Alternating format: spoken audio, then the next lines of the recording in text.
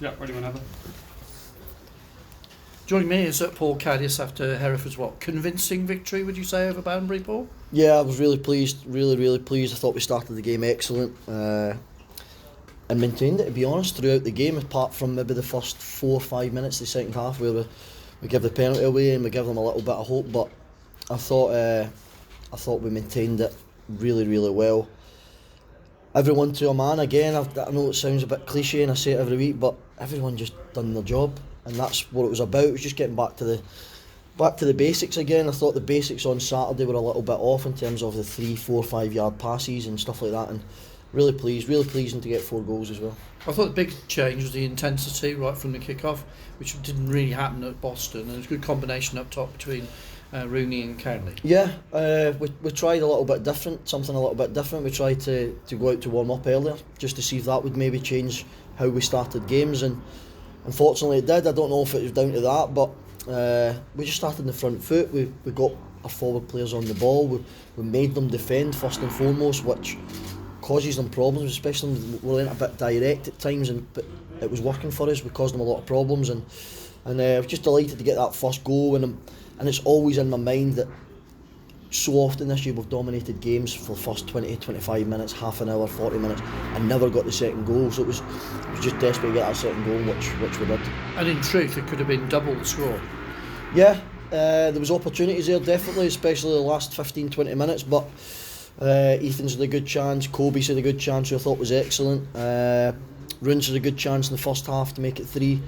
So yeah, there was chances across the board. So it was pleasing. That I would be more disappointed if we weren't getting in the situation to create chances, which we were. What's the major difference then between today and last Saturday? Intensity, and doing the simple things well. I always talk about the best players in the world aren't the ones that go and put 30 and 40 yard balls into the top corner. It's the ones that do the basics world class. That is simple. They make the best decisions, and they get more things right than they do wrong, and we just had to get back to that basics. I thought passing was a lot better. We obviously brought Paul Downing back in, who has a calming influence, and I was really pleased. Obviously Cowley as well looks to be a lot fitter than he's been probably since pre-season, and he was buzzing up there. Yeah, he was. Kills is kills, and I said to you a couple of weeks ago about the timing's not been ideal in terms of we wanted to get more training minutes into him, but I sat down with Runes and we looked at it and we thought, well, if we need to wait on training minutes, we'll probably be looking at Christmas before we could get him back. So we're almost kind of forcing him to not forcing him, but putting him on the pitch to get through games. And I know the character he is, and I just want to wish him and his wife all the best as well. His wife went into labour, that's why he came off the pitch. So we hope that we get some good news with that, and I don't think she's gave birth as of yet, but we were well aware of it before the game, just before kick-off. So Jordan Lydon was the communications man, so we managed to get him off the pitch and back, hopefully with his wife. You were saying at the weekend you don't look at the table, but I can tell you it is still extremely congested in there, but you're within shouting distance now, getting where you want to be. Yeah, of course, and I genuinely don't look at the table. I probably won't again. Got to just look after ourselves. I'll be honest, I'll probably start looking around about the end of January, February.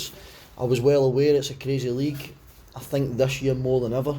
I think we were 17th before the game, somebody said, and 2 points off 6 or something. So it just shows you where we are. It's vital that we get a bit of consistency and a bit of momentum going, and we started it off tonight.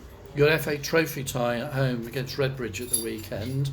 Prize money obviously involved in that. Wembley final in the distance, but is that something that you're going to rotate players with, or are you going to look at today's performance and say who needs minutes? I'm going to, yeah. There'll be an opportunity to rest players or give players a bit of a downtime. We've had a lot of games in a short space of time, especially with such a small squad as well. So there'll be an opportunity there for players to come on the pitch and try and impress and make an impression, and there'll be an opportunity for players maybe to have a bit of downtime. But there'll also be players that will play because they like that consistency. Thanks for your time. Thank you. How important is it the players come off the bench, like Jan Mendes come on today, and they're wanting to keep their shirt, I'm guessing? Yeah, well, I actually said in the dressing room after the game, there's for me there was one player that epitomised that performance in this group, and it was Kobe Arthur. Kobe Arthur wasn't in the squad on Saturday, and he's come in to put put a performance and an effort like that, and Kobe is one of the best guys I've ever come across. I played when he was a young lad and he was at Birmingham. He's the first and the last to congratulate people and drive people on in the dressing room.